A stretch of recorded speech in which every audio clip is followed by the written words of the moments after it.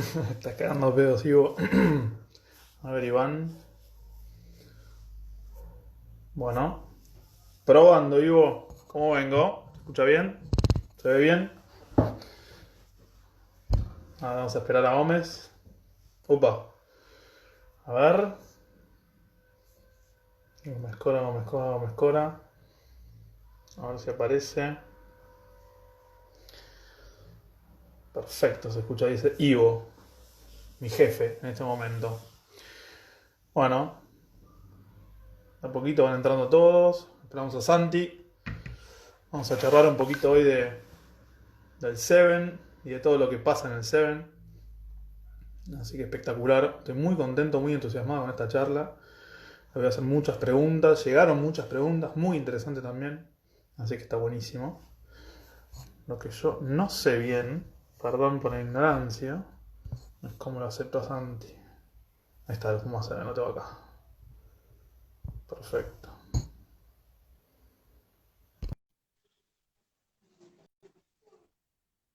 Esperando ahí a Santiago. Ahí estamos. Hola Hola. Gaitán, Voy a poner un poquito más de volumen. Qué lindo. ¿Estás? Bueno, la primera parte, que era lo más difícil de todo, que era enganchar la tecnología, ya estamos, más o menos le pegamos. Así que esa parte, ya para que estamos. no nos caiga pedo, para que no nos caiga pedo nuestro jefe Iván, que es Hay en que este una momento el producción que. atrás, es un quilombo esto. Por ahí piensan que es más fácil. Ya entra en calor. Bueno, bien, espectacular. ¿Cómo estás? ¿Bien? Muy bien, muy contento de charlar con vos, por más que hablamos hoy a la mañana y hace un rato, pero siempre es lindo seguir hablando de rugby con vos. ¿Estás preparado? Porque te hago muchas preguntas. Tengo muchas preguntas para hacerte. ¿Eh? Estoy preparado, estoy Muchas. nervioso, me siento que volví a la facultad. Pedí que haya otro moderador, pero no había. Germán Fernández dijo, el Seven no me interesa, así que se lo dejo a Gaitán, que jugó. Porque mucha gente no sabe que te has destacado mucho en el Seven. Y hemos jugado juntos y jugabas muy bien, pero sos tan modesto que al decir, No, no, ahí está. fue hace mucho, mucho tiempo, fue muy poquito y está siendo bondadosa conmigo. Pero bueno, me gustaría que en esta charla, si querés, repasamos un poquito la idea, hablar un poquito de la actualidad del Seven y todo el circuito y un poquito del juego del Seven, que me parece que está espectacular. Pero también me gustaría que cuentes, que nos cuentes, que me cuentes, y arrancando, sobre todo al principio, cuando vos jugabas, cómo eran los entrenamientos. Ya vamos a entrar un poquito más en detalle, pero si te parece, recordame y ayúdame un poquito a repasar de cuando jugabas en Lomitas. ¿Con quién jugabas un poquito? A ver si lo nombrás a Adrián Cherro, Cherro de Lomas, al Loco Matías, toda tu gente. Nada, para contarnos un poco cómo era esa época, cómo lo vivías, si te gustaba mucho el rugby, si no te gustaba, si lo hacías porque lo hacía Palito, tu hermano. Contanos un poquito Bueno, por ahí, me arranca. tenés mucha información, obviamente, más allá para los que se suman, tenemos una relación con Martín que ya vamos a llegar cuando nos conocimos. ¿Te puedo decir negro acá o tengo que mantener formalismos? Y no sé, hoy me estuviste diciendo Gaitán, así que no sé, Hoy te, manejarte como te sientas más cómodo. Me gusta Gaitán, llamarte por tu apellido, me gusta, me gusta. Pero bueno, no, empecé, bueno, yo jugaba en Lomas Athletic, obviamente. Empecé a jugar en el Lomas Athletic porque tenía muchos deportes. Se ve que mi viejo nos quería sacar de casa y nos mandaba a los cuatro hermanos, somos dos varones y dos mujeres, y nos mandaban al club para no molestar en casa. Jugábamos a todos los deportes. Supongo que elegimos rugby por el hecho de que era un deporte para hacerlo con amigos, para pasarla bien. En todas mis juveniles, de hecho, hasta menor de 17 jugaba en la B.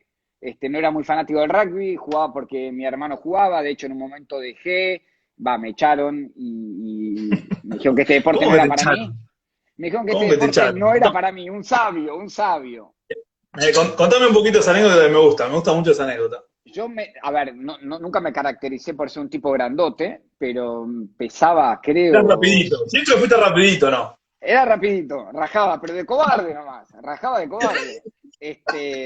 Y nada, y era muy chico, tenía 17 años, y no había crecido, no había pegado el estirón, por así decirlo. Medía 1,50 y pico, pesaba 30 kilos, y me dijo, este deporte no era para mí, que creo que fue el aliciente más grande que tuve para redoblar y dedicarme. Hasta ese entonces no me dedicaba, esto fue 16, menor de 16, no me dedicaba, de hecho dejé cuando el tipo me empujó, mi hermano me empujó a volver, mi familia, y a partir de ahí empecé a como dedicarme un poco más, menor 17, empecé a jugar un poco más en la A, me empecé a prestar más atención, no a entrenar, a prestar más atención, y en menor 19 empecé a jugar en la A, que fue algo increíble, y al año siguiente empecé a jugar ya en la primera de mi club, y ahí sí es donde empecé a compartir plantel con Cherro, Baud, Ruiz, toda esa banda que nombrabas, que fueron un gran sustento a lo largo de mi carrera, porque el volver del Seven al club siempre era difícil, y entonces tenía mis amigos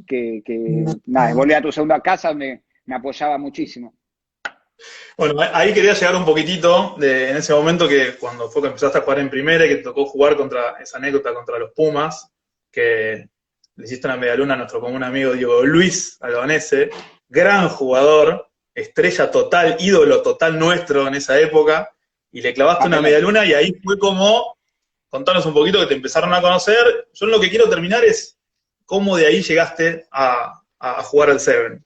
Bien, yo no jugué nunca ninguna preselección. A ver, Lomas en su momento cuando yo estaba en juveniles estaba en segunda, en tercera. En esa época no había la UAR, no tenía todo un plan de búsqueda de captación tampoco, no era solo porque no jugaba bien, sino porque tampoco era común que alguien de Lomas llegue al seleccionado.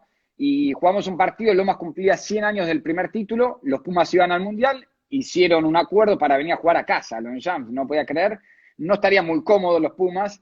Y nada, yo no, era mi primer año en primera, no lo podía creer, estaba feliz, y más tenía los Pumas en casa, no sé, me acuerdo ahí lo conocí a Agustín Pichot, que fue el único que se vino a cambiar a nuestro vestuario, se quedó charlando con nosotros, conocí a todas las grandes figuras, y entre ellas, obviamente, yo era Win, tenía a Diego Luis Albanese enfrente, obviamente que en el momento no lo medí porque estaba de fullback él.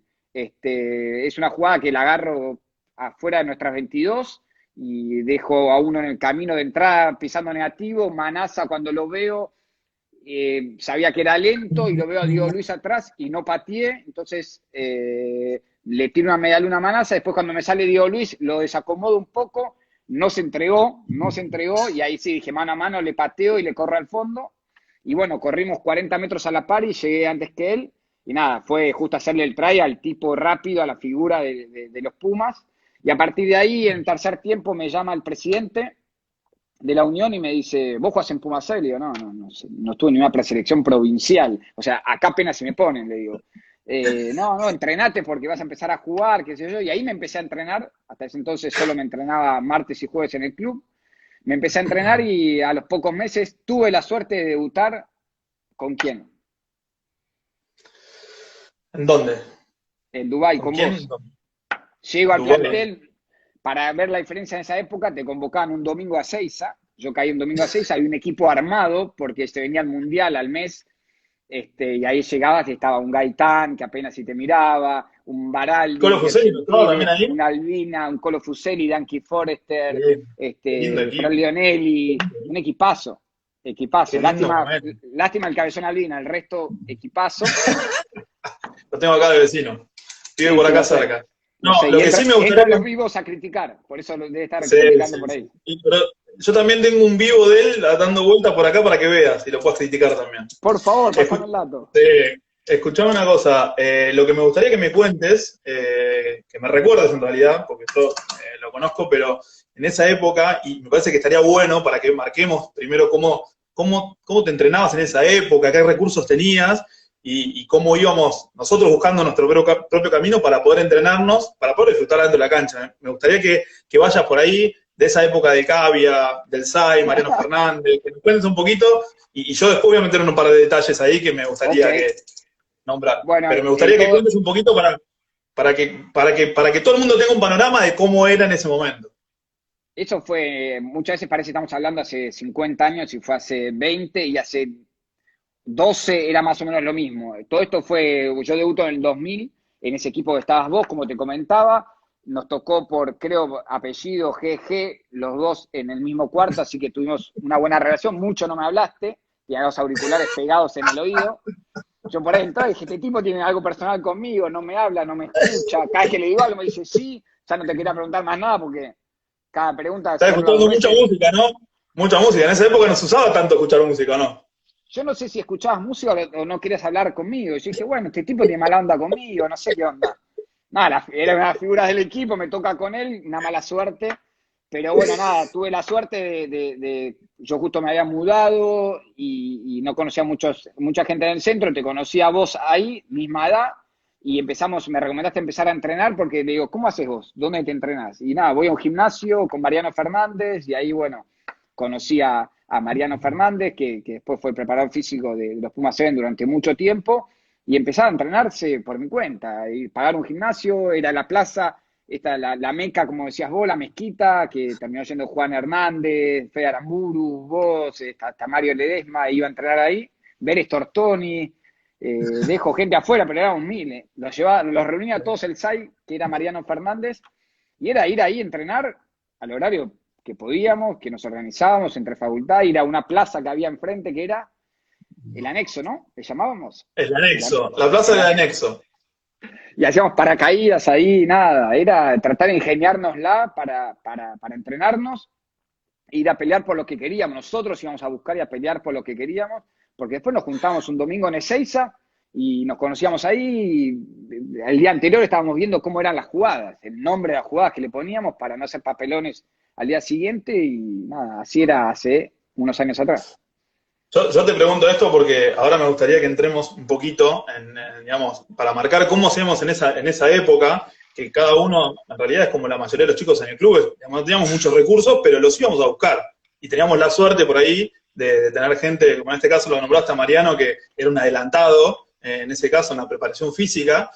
Bueno, hoy por ahí tenemos muchas más herramientas, pero me gustaría que ahora empieces a contar un poquito cómo es la estructura de hoy de los chicos en el Seven, para ir marcando la diferencia y después vamos a ver un poquito la diferencia que había entre antes en el juego, de las que vos creés y qué diferencias hay ahora. Pero contanos un poco ahora la estructura de cómo está armado y cómo está conformado el equipo del Seven.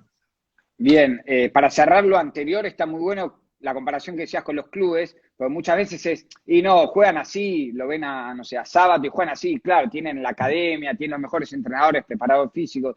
Eso lo único que nos hace es acortar el tiempo de aprendizaje. O sea, grandes jugadores se formaron, a ver, desde un Felipe Contempomi, Agustín Pichot, en este caso nosotros dos en el mismo gimnasio y en la misma meca. O sea, no siempre esperar que te den las herramientas, que obviamente es más fácil si te dan las herramientas, porque puedes hacer otras cosas o desarrollarte más o mejor o más rápido, y si no, salir a buscarlas, no siempre estar esperando. Así que si vienen, buenísimos. Si justo en el club te toca un gran entrenador en infantiles, juveniles o en plantel superior, buenísimo. Y si no, salí a buscar. Hoy internet, charlas hay por todos lados, te he escuchado a vos hablando muy bien, capacitando a entrenadores, así que nada, es cuestión de proponérselo, no siempre esperar que las cosas vengan. Y a lo que preguntabas, hoy en día la estructura cambió muchísimo. Yo cuando asumo en el 2013, no había un staff fijo de entrenadores, se rotaba, los jugadores lo mismo, sí, ya estaban las academias, se entrenaban, pero no tenían contratos o una responsabilidad, sabían que el Seven era su medio de vida, no por lo económico, sino por la dedicación de tiempo y mentalizarse de que ellos que era su equipo, hacer carne su equipo, y a partir de ahí hoy tenemos, por un lado tenemos todas las academias y todo un proceso juvenil donde captan, desarrollan y forman jugadores, donde nosotros vamos, seleccionamos, buscamos, y vamos dando vueltas por el país a través de toda una estructura que tiene la Unión Argentina. O sea, nos apoyamos dentro de esa estructura. Obviamente a veces también vienen jugadores de afuera que vemos, que nos recomiendan, pero hay una estructura donde se van formando y generando esos jugadores. Después, a partir de ahí, nosotros tenemos un staff de primer equipo con un kinesiólogo, un preparador físico y 2 entrenadores y un manager que se encargan de toda la estructura, no solo del equipo, sino de una estructura que está el rugby femenino, el rugby juvenil, que es que fue el de Youth Olympic, por ejemplo, en su momento, y un equipo de desarrollo, cada uno con una pequeña estructura armada, pero nos ocupamos de todo el rugby de Seven del país y después nos enfocamos directamente en nuestro equipo, que es conducirlo por un lado, desarrollarlo por el otro, prepararlo físicamente en las academias de lunes a sábado, o de lunes a lunes, o lo que toque, pero hoy en día hay una estructura, una planificación de 4 años, en este caso ahora a los Juegos Olímpicos, así que hay un orden de cada uno de esos chicos. Y hoy en día los chicos tienen contratos. Eso, no, pero antes que pases a esa parte, me gustaría que, digamos, que nos cuentes un poco, digamos, qué para vos, y dentro del sistema UAR, de la organización, digamos, qué función tiene la del Seven, y qué objetivos, ¿no? Que, pues, como decíamos, por un lado, obviamente siempre es competir de la mejor forma, tener el mejor resultado, que eso va por un lado, pero hay algo que tenés una función bien clara y específica que le podés aportar a los jugadores que van emergiendo, como dijiste, de los juveniles.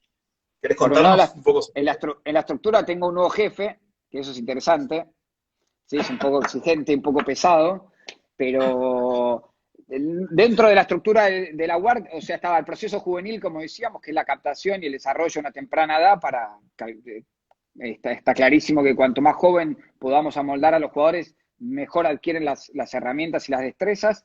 A partir de ahí, cuando están dentro del proceso juvenil o terminado el proceso juvenil, los jugadores tienen un destino cuando pasan a seleccionados mayores, que es un jugador que ya está bien desarrollado, que está para ser competitivo al 100%, pasan a las estructuras de Pumas, Jaguares o Seibos, Argentina 15. Depende del puesto, por un lado, y depende qué tan desarrollado esté ese jugador, ¿sí? Lo que hablamos de por ahí, terminar de dar el golpe de horno, o ese jugador ya está maduro para ir a competir a seleccionados mayores.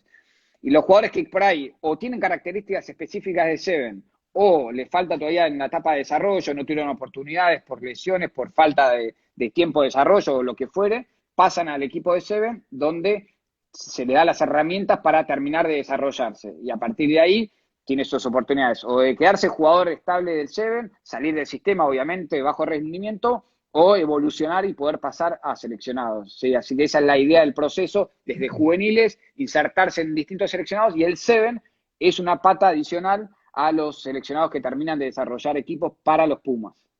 Ese es un objetivo y de hecho, si vamos un poquito para atrás, cuando no estaba tan organizado como está ahora y tanto ahora, si nos fijamos, gran parte de los jugadores de los Pumas, de los tres cuartos de los Pumas, han pasado por el Seven. O sea, si Sí, vamos para atrás, empezás a sin nombrar dudas. desde Juan Hernández, Felipe, digamos, de esa generación y generaciones anteriores, y hasta hoy, hablando de Tute Moroni, no sé, vos por ahí sabés un poquito más de todos los que han pasado por ahí, pero es decir que es real, es una herramienta real para terminar de desarrollar, o por lo menos el Seven le puede aportar herramientas muy importantes para después terminar en el 15, ¿no? Sí, a ver, cuando existía solo Pumas y no había ningún otro proceso más allá del juvenil, pasaban el 100% de los backs por lo que fue el Mundial 2007 hasta el 2011, el 100% de esos backs pasaron por el Seven, desde Juan Hernández a Gaitán, si querés, 2007, Chori Cenillosa, Felipe Manuel, todos los, Agustín Pichot, todos pasaron por el Seven. 2011, la gran mayoría, ya 2015 que habían empezado a andar los Pampas, ya se venían los Jaguares, habían seleccionados intermedios, ya dejaron de ir directamente de juveniles al Seven, sino que pasaban a estos seleccionados intermedios para terminar de desarrollarse, por eso ahora hay menos. Muchas veces preguntan, ¿por qué hay menos? ¿Dejó de desarrollar? No, es que antes solo el Seven era la transición entre Pumitas y Pumas, y ahora hay, por suerte, un montón de seleccionados que son desde Argentina 15, Seibos, Jaguares, hasta, bueno, para pasar a Pumas. Entonces, por eso por ahí va reduciéndose el número de que llegan. Hoy en la actualidad tenés jugadores de los últimos que han pasado, Emi Bofelli, Tute Moroni, Tosti Orlando llegó a jugar, de estas generaciones nuevas, por darte un ejemplo, Santi Carreras salió del proceso de Pumitas directo a Jaguares Pumas, porque es un jugador con unas condiciones increíbles y es un jugador que por ahí obviamente necesita adquirir experiencia por ahí ahora, pero ya es un jugador, por un lado a veces necesidades del sistema y por otro lado las condiciones del jugador mismo.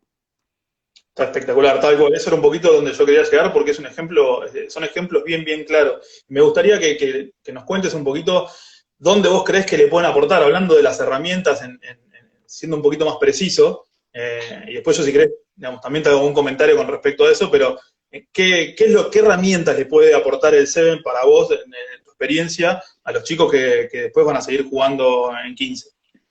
Hay varios aspectos. Por un lado está el mental, que se está hablando mucho en la actualidad. El mental habla del sobreponerse a situaciones adversas o mismo a acciones positivas. En lo que tiene el Seven, por ahí vos en 15 es un partido y tenés una semana para recuperarte. Desde el entrenador, tus compañeros, tu familia, tus amigos, no sé, por ahí un psicólogo si querés te ayude en esa semana o tú vos mismo tenés tiempo en la semana para recuperarte. En Seven tenés 2 horas. O confías en el que tenés al lado o tenés que trabajar muy fuerte con vos. pero no solo en la derrota, vos tenés que sobreponerte a jugué mal, no entré, perdimos, o sea, el resultado fácil es gané o perdí. Mismo dentro de la victoria es complicado. La victoria es bastante traicionera Eso te iba a porque decir. Sí. lleva relajo. La victoria lleva relajo a decir, ya estamos. Se la doy a Franco y a Celtray. Y ahí es donde el equipo, por lo general, después de una victoria le cuesta volver a ganar.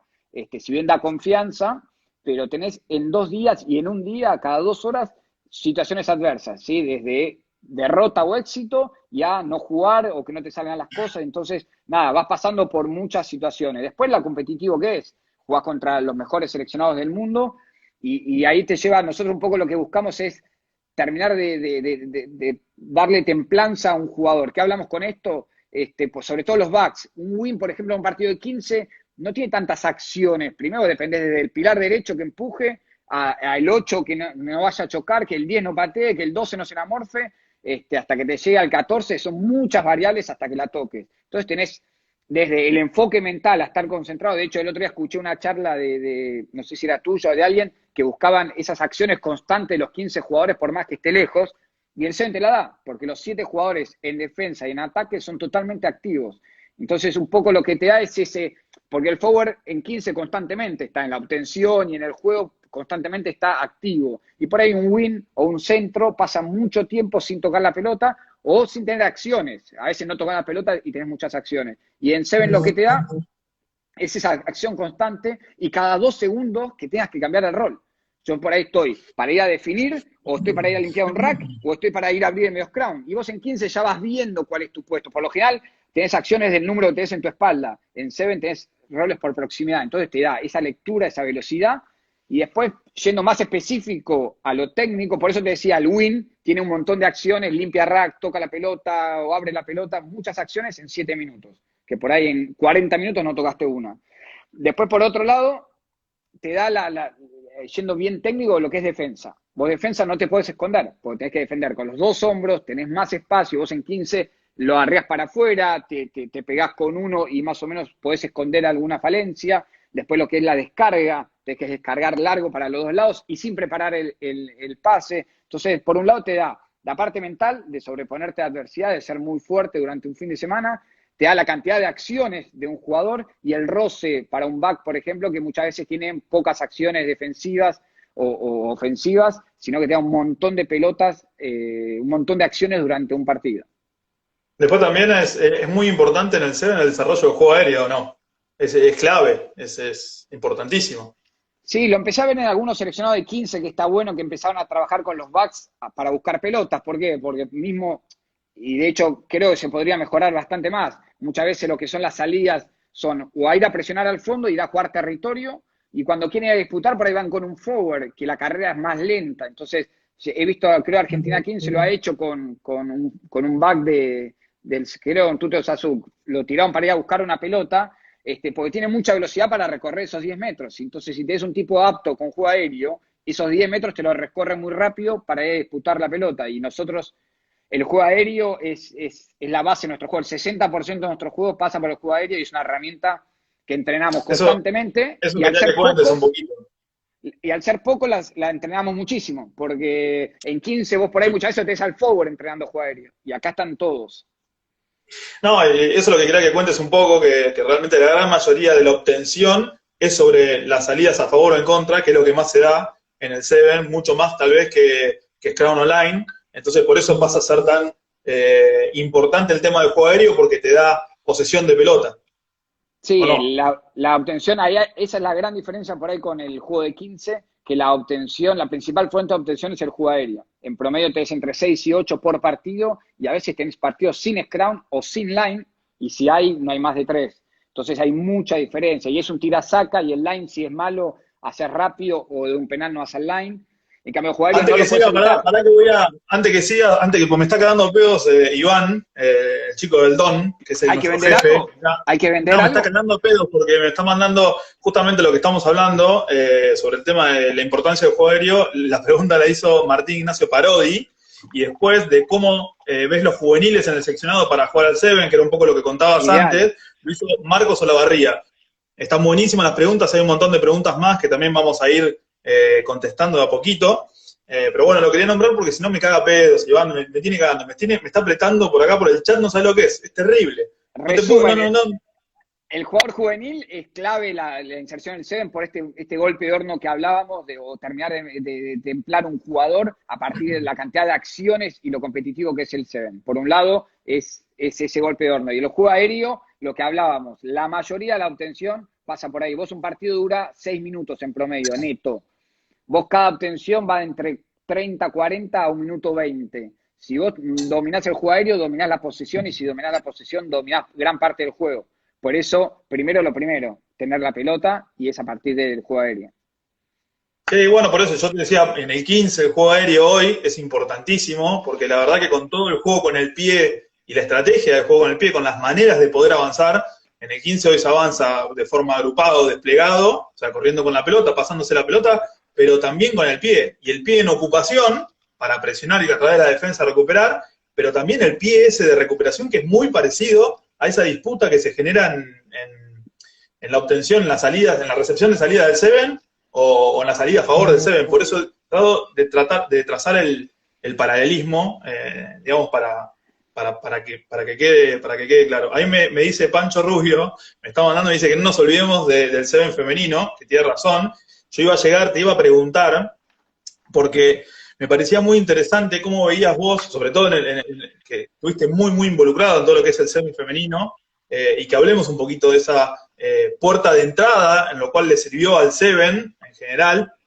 Al Seven, la otra vez hablábamos un poquito que para los países emergentes era una puerta de entrada espectacular, básicamente porque no necesitas tanta cantidad de gente para poder iniciarlo, ¿sí? Y con el rugby femenino me gustaría que nos cuentes un poquito cómo vos lo viviste, cómo viviste esa puerta de entrada que tuvo el rugby femenino espectacular acá en Argentina. Sí, bueno, ahí mencionaste por arriba lo que es el Seven en general. Nació como algo de recreativo y de inserción en países donde no era muy popular, y como bien decías, es fácil ser competitivo, o sea, o bien rápido. Vos para jugar, ser competitivo a nivel 15 es algo más coyuntural, tenés que tener una cultura de rugby en todo el país y muchos años. Y en el Seven lo que tiene, que podés hacer un buen programa a través del atletismo, como hizo Estados Unidos, y sobre todo insertarte en países. Estados Unidos es líder del Seven y en 15 no. En Kenia son top 8 y en 15 están fuera de los 20 primeros. Entonces se puede insertar rápidamente en el mundo del rugby, lo cual es un aliciente. Mientras vas desarrollando el rugby en el país, tener un equipo competitivo, ya sea en Seven o en 15 o en mujeres, como lo es Canadá, por ejemplo, y Estados Unidos también, en 15 y en 7. El rugby femenino en Argentina me tocó hacer, creo no, la primera gira internacional del equipo. Yo había empezado a entrenar en las academias en ese momento, en el 2012, y surgió de un viaje nos invitaron a un circuito femenino a Houston, y no había entrenadores entonces, y me nombraron a mí entrenador de ese equipo. Y nada, me tocó empezar a reagrupar a todo el rugby femenino. Hoy creció exponencialmente de 500 jugadoras cuando me tocó arrancar a mí. Hoy hay más de 5.000 jugadoras, creo. Creció de una manera increíble. Y el Seven es ideal para eso, para desarrollar un deporte nuevo, porque es más vistoso, es más fácil de jugar. Achicaría un poco la cancha para lo que es rugby femenino, porque si no los desplazamientos son muy largos, y para que sea más vistoso se puede achicar un poco más la cancha. Pero el Seven es la herramienta perfecta para desarrollar el deporte en un país donde no se juega mucho rugby, y en el caso del femenino es una buena plataforma de inicio, porque no necesitas tanta técnica, por ejemplo, de scrum y de line, que se necesita mucha coordinación, y sería aburrido si tienes que coordinar una echada de scrum o de line para empezar a jugar. En cambio, Seven puedes empezar a mover la pelota y espacio, y fluye mucho más, y eso capta la atención de las chicas para empezar a jugar. Y hoy las chicas tienen una estructura igual a la nuestra. Tienen un staff más grande que el nuestro, porque la idea de ellos es desarrollar mucho el rugby en el país, captar jugadoras, ordenarlo y desarrollar y fomentar mucho el rugby dentro de nuestro país. Nosotros ya tenemos un equipo competitivo, o sea, el sistema UAR se encarga de desarrollar jugadores y nosotros de terminar de desarrollarlos, pero a la vez ser competitivos. En cambio, en femenino estamos apuntando a desarrollar, captar la atención de muchas jugadoras, tener cantidad, a la vez ir poniéndole contenido y calidad y desarrollo de ese rugby femenino, para en un futuro poder ser competitivos también. Buenísimo, Santi, espectacular. Después, haceme acordar, para que no me olvide, que terminemos hablando de toda la parte de los Juegos Olímpicos, el ENAR, cómo afectó y cómo influye en el Seven, y vamos a terminar hablando de eso. Pero antes me gustaría que charlemos un poquito, que me parece muy interesante, de algunas cosas de las que pasan. Me gusta que vas adelantando cosas y demás para captar la Sí, atención para de que la la gente, gente que no se se nos quede, vaya. para que la Bien, gente se quede. bien, Vamos a bien. seguir hablando de cosas del juego, me parece interesante, pero antes de llegar a eso, me gustaría que nos cuentes un poquito, y ahí abrimos la puerta a la posibilidad de lo que se vive adentro del Seven, que es un poquitito distinto de lo que pasa, estoy hablando del torneo en sí, que la particularidad que tienen es que en el Seven los equipos están, en general, la mayoría de las veces, siempre en el mismo hotel. Es decir, que pasan todas las semanas dentro del circuito mundial de Seven. Cada circuito están siempre en el mismo hotel, almuerzan y cenan juntos, muchas veces comparten canchas, entrenan, es decir que uno va generando vínculos desde en la época que vos eras jugador hasta el día de hoy, que se ha como organizado muchísimo más, pero uno va generando vínculos, un montón de vínculos. Me gustaría que me cuentes de esos vínculos, sobre todo con entrenadores, qué tipo de influencia, yo sé a dónde quiero llegar, que es el Yo no. caso, el ejemplo de Gordon Tishens, que es el entrenador tal vez más exitoso que haya tenido el rugby neozelandés seguro, y el rugby tal vez de Seven, no sé cómo podrás decir mejor, pero sobre todo toda esa interacción, que nos cuentes un poquito de cómo a vos te influyó toda esa interacción y ese aprendizaje con todos esos entrenadores que tienen una particularidad que a mí me parece que realmente es distintivo en la convivencia de lo que es el Seven.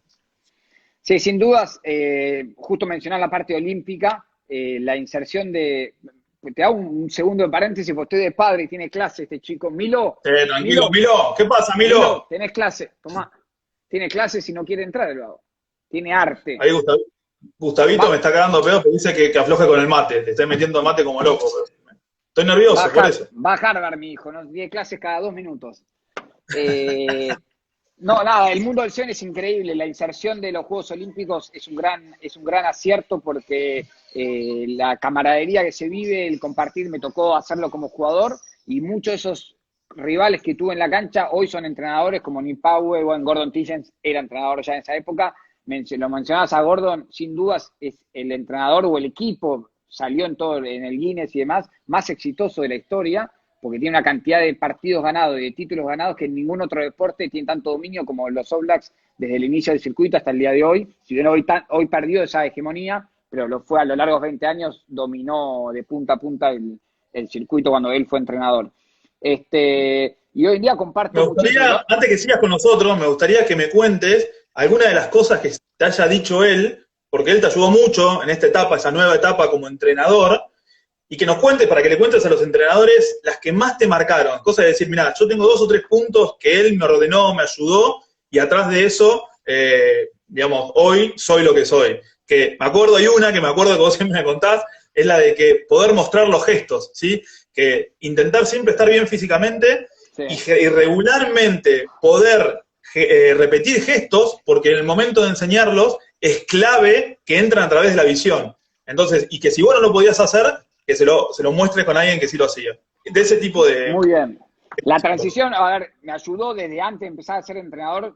Yo tenía una escuela de rugby en Cerebi, Bengolins, y él venía a veces y nada, me hablaba, me comentaba. Es un tipo que conmigo tiene una muy buena relación. De hecho, se acercaban a otros entrenadores y cambiaba de tema o decía cualquier cosa, pero me daba siempre tips y me dio cualquier cantidad. Fue el tipo que me empujó pues yo en ese entonces no pensaba en ser entrenador y me empujó muchísimo a tomar la decisión. Él me dijo, tenés que ser entrenador, tenés mucha experiencia, yo te ayudo, y me empezó a dar tips. Uno era ese, me acuerdo, luce como parece como el Yoda que está todo con el bastoncito y sale volando y salta. Hizo una maniobra que yo no lo podía creer, agarró uno por atrás, saltó que yo me quedé helado. Después me ve con una bandejita en la comida, yo me había retirado y quería disfrutar de la comida, ni bien me había retirado, tenía panceta, un huevo, todo frito, una porquería en la bandeja. Me la agarra y me dice, porquería, porquería, porquería, y me dice, tenés que comer igual que los jugadores, tenés que comer sano, tenés que mantenerte igual que los jugadores, mente y cuerpo. Después, nada, tips de entrenador, entre tiempo, sé bien claro, tomá solo un concepto, por más que tengas muchas cosas para decir, solo uno o hasta 3, y esto, y mirar a los ojos, y varios tips no de contenido de rugby, porque eso obviamente que es la parte que todo el mundo dice, está todo colgado, sí, el tema es llegarle a los jugadores, como decías vos, por ahí tener el gesto técnico, el haber jugado te da una herramienta más para tener llegada para con el jugador, pero lo más importante es la atracción del jugador de lo que estás diciendo, explicando o la historia que estás contando. Entonces, es muy importante esa conexión y obviamente el contenido, ¿no? De la destreza, del ejercicio. Pero es muy importante esa conexión con el jugador y él me ayudó mucho, me dijo, a dejar el jugador atrás, obviamente para ser un buen entrenador tienes que hacer el duelo del jugador y enfocarte solamente y empezar a pensar como entrenador. Espectacular, espectacular. Y después también algunos entrenadores que, digamos, que después terminaron entrenando de 15 también, ¿no? Y todo eso que se genera. Es decir, que por eso yo trato de hacer el paralelismo entre Seven y el 15, de todas las cosas que son útiles. Ahora es el caso del entrenador de Inglaterra, ¿no? Sí, Simon Amor también, me tocó jugar bastante contra él y empezamos, todo ese grupo de entrenadores o exjugadores empezamos en el 2013 y nada, un tipo está todo el tiempo laburando, sobre todo en ataque hay mucho trabajo, si bien la defensa es clave, pero hay mucho trabajo de individualizado dentro del mundo del Seven que se lleva al 15 tranquilamente. De hecho, me han preguntado, ¿y te parece que puede funcionar? Y a ver, tipo más capacitado, como Simon Amor, que jugó 15 años con Inglaterra, entrena hace 7, fue a los Juegos Olímpicos con Gran Bretaña, ganó una medalla.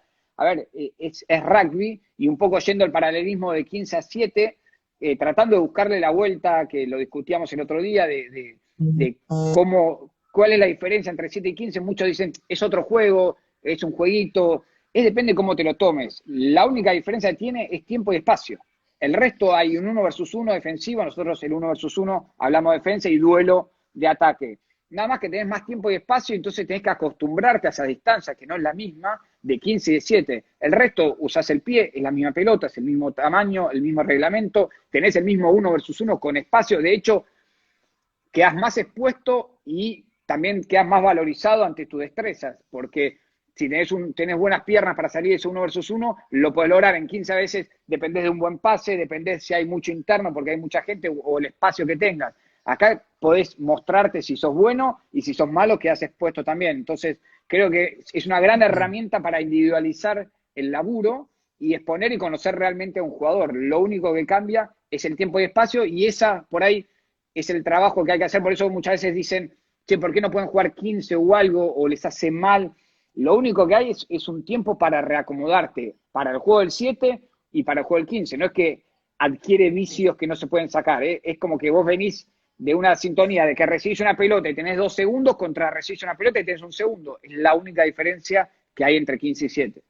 Mira, justo me das el pie para dos cosas. La primera es que una de las preguntas, para que no me rete Iván, que es según Perdomo, que pregunta qué importancia le das al juego con el pie. Me gustaría que nos cuentes un poquito por ese lado lo del juego con el pie, qué tan importante es y cuánto favorece en los dos casos, ¿no? Tanto para el Seven como para definir, pero eso cómo impacta directamente en el juego de 15.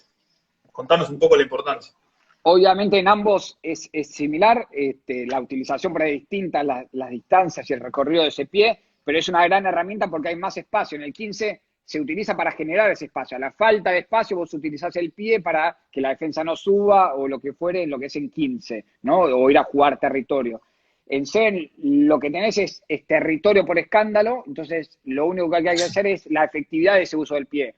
Por eso si ese pie es malo o defectuoso, no va al lugar que uno tiene planificado, es medio try en contra. La mayoría de los tries, que es por ahí la diferencia con el 15, vienen de pelotas recuperadas, el 70-80%. Entonces, ese uso del pie tiene que ser bien efectivo. Entonces, por ahí no se juega territorio, no se utiliza el pie para territorio, sino solamente para definir, que significa esto, que si no es try, o sea, llegás con buena presión o la pelota sale de la cancha, entonces no tenés ese riesgo de un contragolpe, por así decir. Pero la utilización del pie efectivo es clave. Es muy parecido a lo que es la utilización del pie en el semiataque de 15 con los 3/4. En realidad es el mismo concepto, es muy parecido. Y después alguien hace una pregunta con respecto a al semiataque y las similitudes que hay. Pero antes de eso, me gustaría que charlemos un poquito de, digamos, que hace Johnny Lake 2, hace una pregunta, ¿qué progresión recomendás del paso del 15 al 7 o del 7 al 15? Que es algo que hablamos vos y yo mucho, y que yo te voy a dar pie con esto, pero me gustaría que profundices un poquito porque no es que no sean compatibles.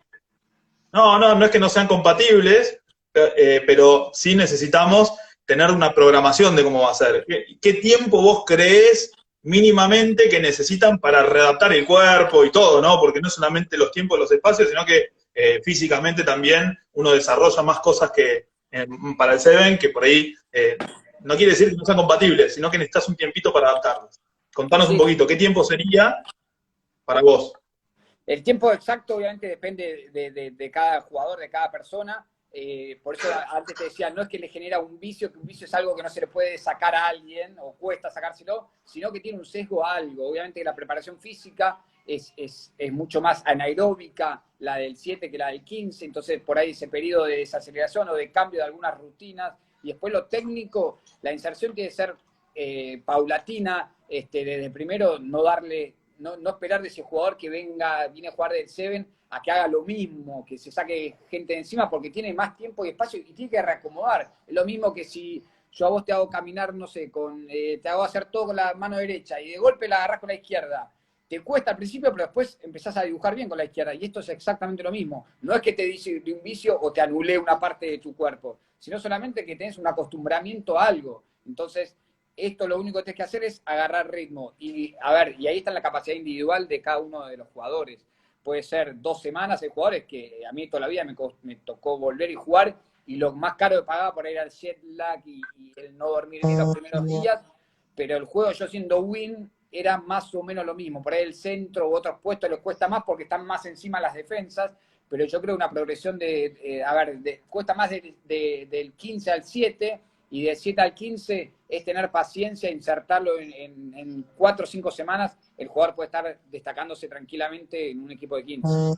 Yo, sobre todo para los entrenadores que están escuchando, y después de todo lo que hablamos, de todas las herramientas que puede aportar el juego de Seven, sobre todo en el momento en el cual llega el verano o el fin de temporada, que nada, que se metan los entrenadores y que fomenten lo del Seven, porque a muchos jugadores les hace muy bien.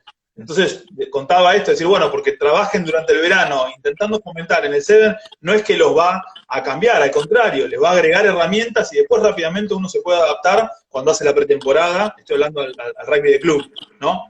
¿Qué pensás sobre eso? Sí, la verdad que el Seven, yo siempre le digo a los entrenadores, tienen 2 caminos para tomar.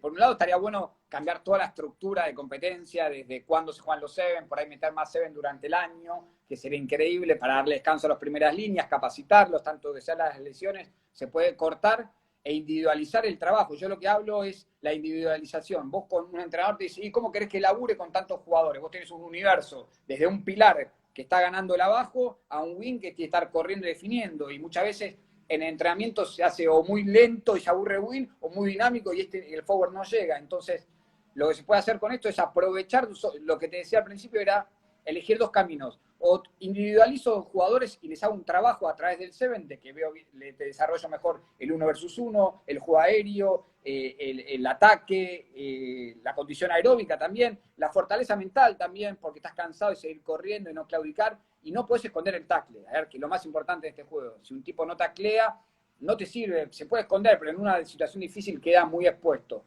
en 15. Entonces, es ideal para lo que te decía, o individualizar trabajo con algunos jugadores, que tenés una duda al final de la temporada y durante el verano, o a tomar los jugadores que vienen de juveniles y verlos ahí en vez de conocerlos en la pretemporada, o ir a verlos en menor 19, que por ahí lo mismo. Es difícil, no pudiste ir a verlo, por ahí le salieron todas bien de acuerdo al rival, o porque sus compañeros se la dieron y se escondió dentro de un equipo, y si los pones a jugar en el Seven de la primera, no se pueden esconder de nada. O sea, es decir, no taclea, o no es rápido, o no tiene la templanza para jugar, digamos. Le ves ese fuego sagrado de ir a buscar la pelota, de no claudicar y de seguir peleándola. Entonces, o para conocer jugadores, o para terminar de desarrollar destrezas en algunos jugadores. En ambos te sirve. Entonces, si el jugador no se va a agotar, son jóvenes, tienen que jugar. Cuanto más jueguen, la mejor forma de aprender es jugando. Así que el desafío es usar la herramienta del Seven para conocer jugadores o para desarrollar jugadores. Justo esa pregunta la hizo Martín Barcegian, que decía, ¿qué le recomendás a un entrenador que quiere entrenar Seven? Bueno, ya estuviste un poquito hablando de todo eso. Loco. Acá hay otro Muchas veces preguntan plan de juego para jugar.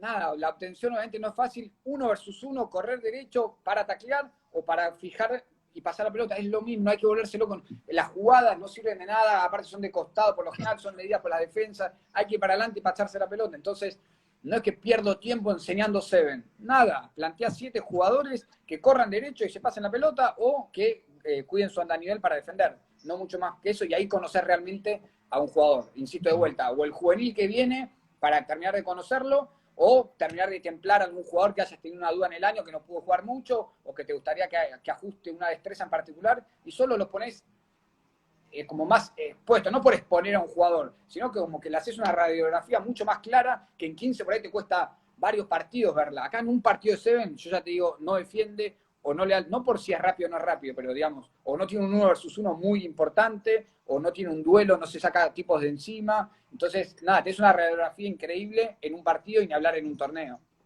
Justo con esa pregunta hay Germán Ledes que dice, ¿cómo elegís a los forwards del Seven? Y por eso digo, lo encajo con lo que estás diciendo.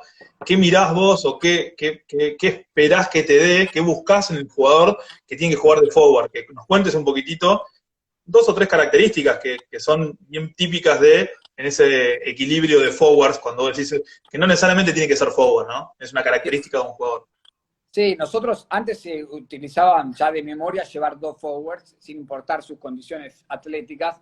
Nos encantaría tener más forward, pero es un poco parte del desarrollo del rugby argentino. El forward va a un lado, empuja, obtención, y no se desarrolla las destrezas, o el grandote va de forward y el chiquito va de back.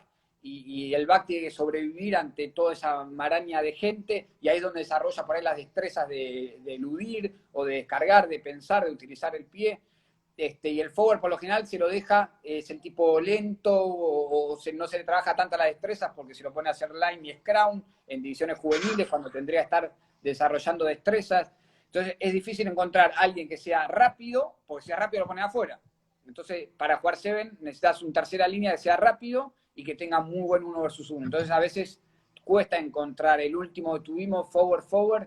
Hoy tenemos a Joaco de la Vega en la estructura, que le costó de entrada por su falta de desplazamiento en la cancha. Hoy ya está a la par de los jugadores. Y el último que jugó en el circuito, creo fue, antes que Joaco, fue Roura, que hoy está jugando en Seibos. Es difícil, porque lo que busco es que tenga juego aéreo, obviamente, y que sea ball carrier prácticamente. Y tiene que ser rápido como el resto. Me gustó lo que dijiste de templanza. ¿Qué buscas con eso de templanza? Me gustaría que profundicemos un poquito más ahí.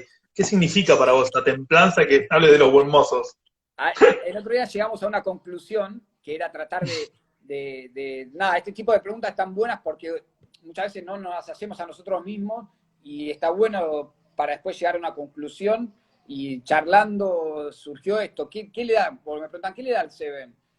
Más allá de lo técnico, está buenísimo, pero yo te lo puedo dar en jardín de mi casa. Yo me pongo un 1 versus 1 a practicar y los puedo sacar.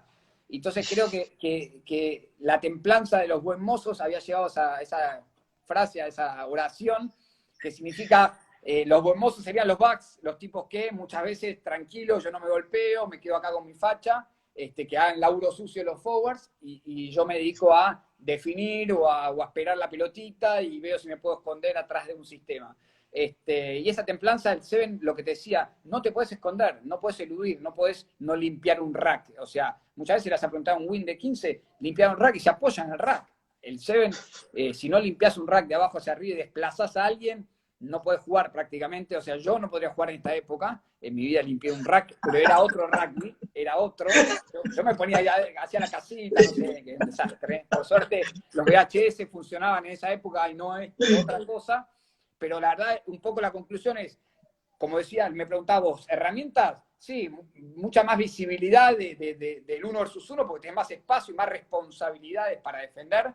Entonces desarrolla el reflejo de disparar primero, de trabajar con los 2 hombros, el duelo, la aceleración, porque hay espacio, entonces se trabaja mucho más. El juego aéreo, como una herramienta particular, si bien en 15 se trabaja, en 7 se trabaja muchísimo. El 60% de nuestro tiempo lo dedicamos al juego aéreo. Y después la templanza que te hablaba al principio, la parte mental, de no claudicar, si no juego, si pierdo, si me lastimo. Y esa templanza muchas veces el back no la tiene, por eso era la templanza de los buen mozos. El back por ahí te mete un win te mete 2 tackles de casualidad en un tiempo. Acá tenés que meter 7, 8 tackles por tiempo, por minuto. Entonces Y termina el eso tiempo, te tenés que enfriar, tenés que después volver a entrar en calor, malísimo. concentrarte, volver a otro partido que es durísimo físicamente, tenés 3 partidos en un día, tenés 6 partidos por ahí tal vez en 2 días, a la semana siguiente con viaje en el medio, Jugar decir una que eso va semifinal, templando el temperamento del jugador también, ¿no? Es una buena prueba para ir jugar moviéndolo partidos y clave, sacudiéndolo. ves un jugador si se entrega o no, entonces enseguida, o sea, primero para identificarlo y después hay jugadores que arrancaron de una manera que le da lo mismo y hoy no le da lo mismo, se raspa mucho más, no solo en lo físico, sino en lo mental, de superarse, de levantarse y seguir, errar y seguir. Entonces creo que es como un posgrado acelerado en que en un fin de semana o en una gira ya vas viendo si tiene y la vas desarrollando en el jugador. Así que quedó la Yo te frase, pregunto, el Seven sirve para templar a los buen mozos. bueno, yo te lo pregunto porque por ahí a veces tenemos la imagen de que el Seven, bueno, van de viajes, todo show en la tribuna, juegan con más espacio, es poquito tiempo, qué sé yo. Y yo he tenido la posibilidad, gracias a ustedes que me han permitido, yo los he ido a ver, y vivir un poquito lo que se vive toda esa semana, lo que se vive un fin de semana en un torneo, tiene una intensidad y hay justamente, hay que tener mucho carácter, hay que tener mucha cabeza, hay que estar muy preparado, hoy muchísimo más que antes. No como originalmente, que en sus primeros momentos el Seven era una parte del juego del rugby que era para divertirse a fin de año y tener un poquito más de espacio. Hoy realmente es algo que es realmente muy, muy duro y hay que prepararse mucho, por eso me parece que esta pregunta viene bien también, porque para que vos nos cuentes, digamos, en qué se destaca Argentina con respecto al resto de los equipos del mundo, y que viene, me parece, por este lado que acabas de decir, de esta parte mental, de la parte física, nada, contanos un poco, y la pregunta antes, para que no me va a quedar a pedo, la hace Camila Quiroga, porque si no, Iván me recaga a pedos, Bien, perdón. Camila, Vamos, preguntando.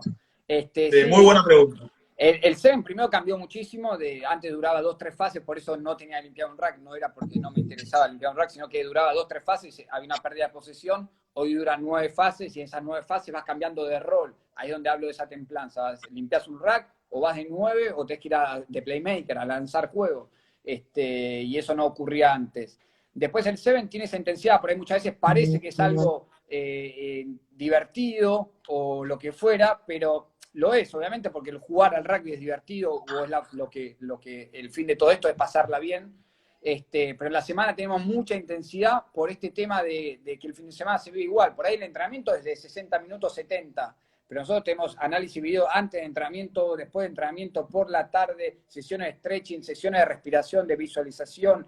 Tenemos todo cargado un día, no solo físico, sino muchas veces dicen, entrenan una sola vez. Sí, pero después van al gimnasio, hacen videoanálisis individual, entre grupos, exponen delante nuestro, ellos son los que exponen muchas veces en los videos, hacen sus ejercicios de stretching, o sea, tienen muchas actividades en el día que no están solo ligadas, por eso muchas veces, no, entreno, fierros y me cago a palos. Hay muchísimo laburo atrás, el jugador necesita que esté muy fuerte mentalmente por todas estas adversidades que vas viviendo segundo a segundo y pelota a pelota, y el jugador argentino se caracteriza mucho por la pasión con la que juega, que esa pasión nos viene de los clubes. Por eso cuando hablamos de la importancia de los clubes, ese sentido de pertenencia, cuando hablamos de valores, que es el ir, el esforzarte, el siempre estar, el ayudar en el club, ese sentido de pertenencia te lo dan los clubes y eso después se transmite al seleccionado. Muchas veces hablan de la emoción del jugador argentino, porque lo vivimos con mucha pasión, desde el fútbol y obviamente el rugby, porque lo hacemos propio, porque el club nos es propio, es nuestra casa y valoramos muchísimo. Y así aprendemos y así crecemos. Después nos ponen una camiseta de otro color,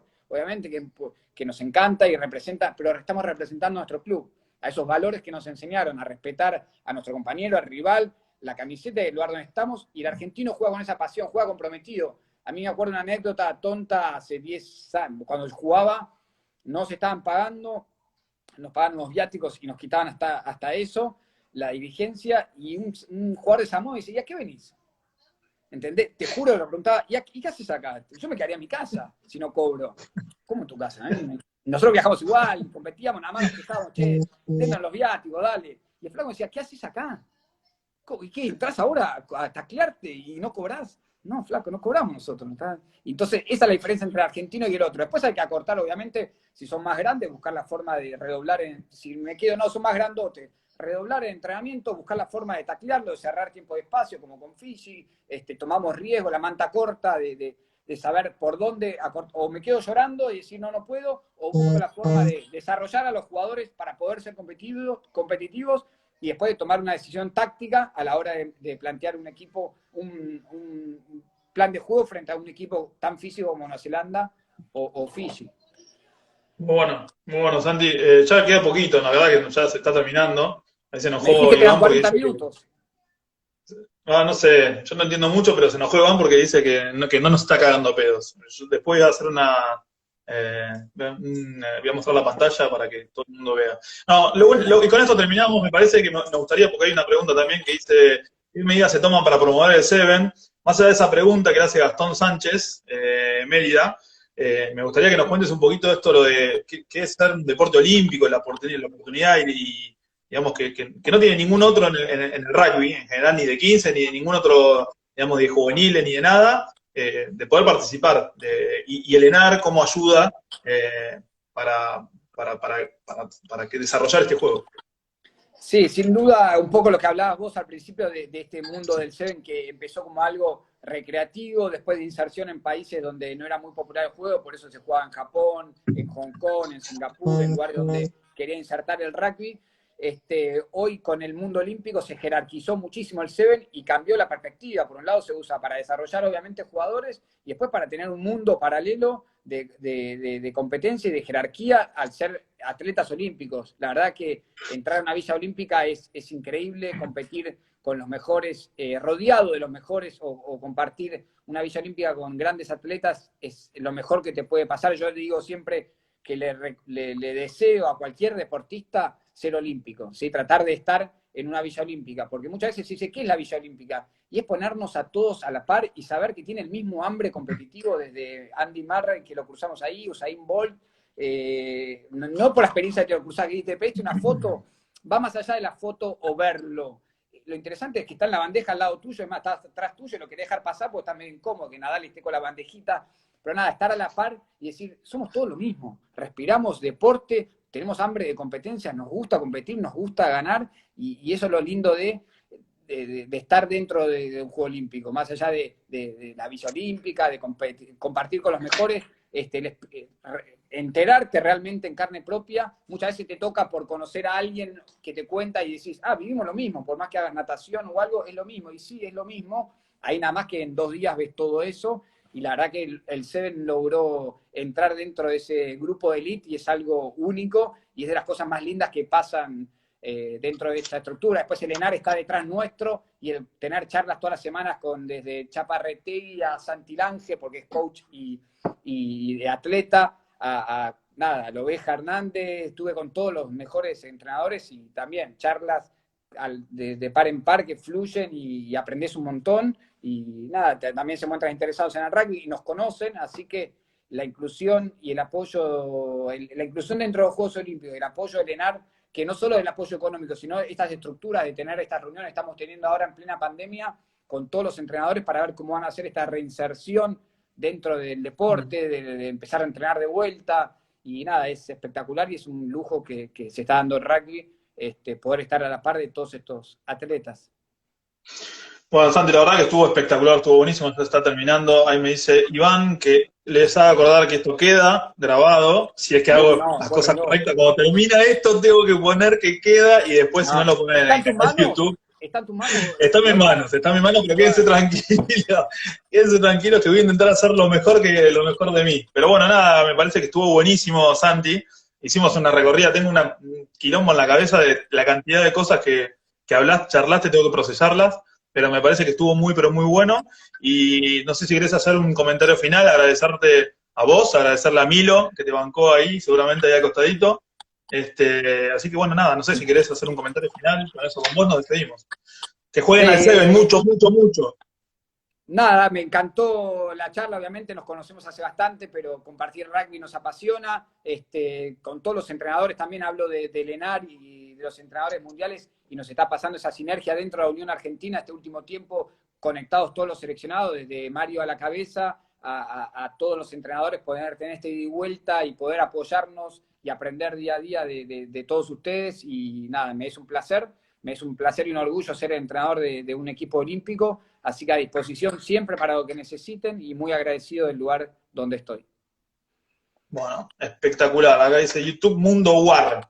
Canal YouTube Mundo War. Para No lo todos. suba, no lo guarde, no lo guarde. Espectacular. Acá dice Sherman, para que el último. ¿Qué dice Sherman? Santi, Bullying. ¿cómo se llama? No sé. Bueno, acá te mando un saludo, te mando un abrazo. Bullying, únicamente. Sí, después Gustavito también, acá se fue, no te escuchó la última parte, eso para pasarle factura. El Che Bubáncora, que te mando un abrazo grande también, felicitaciones. Bueno, muy lindo, hay un poco de todo. Saludos para todos. Bueno, muchas gracias, podemos finalizar y lo dejo a esto. Muchas gracias a todos por escucharnos, las pavadas que tenemos para decir. Chao, Nos vemos, chau, chau. Muchas gracias.